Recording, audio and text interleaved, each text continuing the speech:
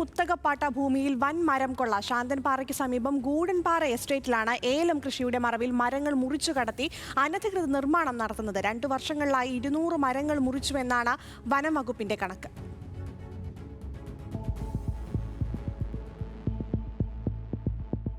തമിഴ്നാട് ബോഡിനൈക്കന്നൂർ സ്വദേശികളായ 4 പേരാണ് കോട്ടയം മണർക്കാട് സ്വദേശികളുടെ ഉടമസ്ഥതയിലുള്ള സ്ഥലം പാട്ടത്തിനെടുത്തിട്ടുള്ളത്. ശാന്തൻപാറ ഗൂഡൻപാറ എസ്റ്റേറ്റിലെ അപൂർവ മരങ്ങൾ ഉൾപ്പെടെയാണ് മുറിച്ചു മാറ്റിയത്. പ്രദേശത്ത് വ്യാപകമായി മണ്ണെടുത്ത് അനധികൃത നിർമ്മാണവും നടത്തിയിട്ടുണ്ട്.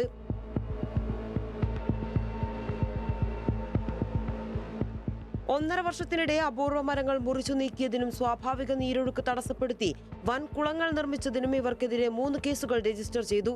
കേസ് വകവയ്ക്കാതെയാണ് നിർമ്മാണ പ്രവർത്തനങ്ങൾ തുടരുന്നത്. 65 മരങ്ങൾ മുറിച്ചതിന് 2025-ലാണ് ആദ്യ കേസ് രജിസ്റ്റർ ചെയ്തത്. പിന്നീട് 134 മരങ്ങൾ മുറിച്ചതിനും കുളങ്ങൾ നിർമ്മിച്ചതിനും മറ്റൊരു കേസ്.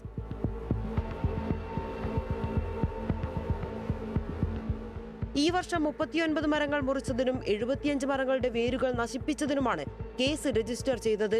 വ്യവസ്ഥകൾ ലംഘിച്ചാണ് ഈ സ്ഥലം തമിഴ്നാട് സ്വദേശികൾക്ക് പാട്ടത്തിന് നൽകിയത് എന്നാണ് വനം വകുപ്പ് ഉദ്യോഗസ്ഥർ പറയുന്നത്. മരങ്ങൾ മുറിച്ചു നീക്കിയതിനും വനം വകുപ്പ് കേസെടുത്തിട്ടുണ്ടെങ്കിലും റവന്യൂ വകുപ്പിന്റെ ഭാഗത്തു നിന്നും തുടർ നടപടികൾ ഉണ്ടാകണം. വനം വകുപ്പിന്റെ റിപ്പോർട്ടിന്മേലുള്ള റവന്യൂ വകുപ്പിന്റെ നടപടി ഇഴയുകയാണെന്ന് ആക്ഷേപമുണ്ട്. ന്യൂസ് മലയാളം, ഇടുക്കി.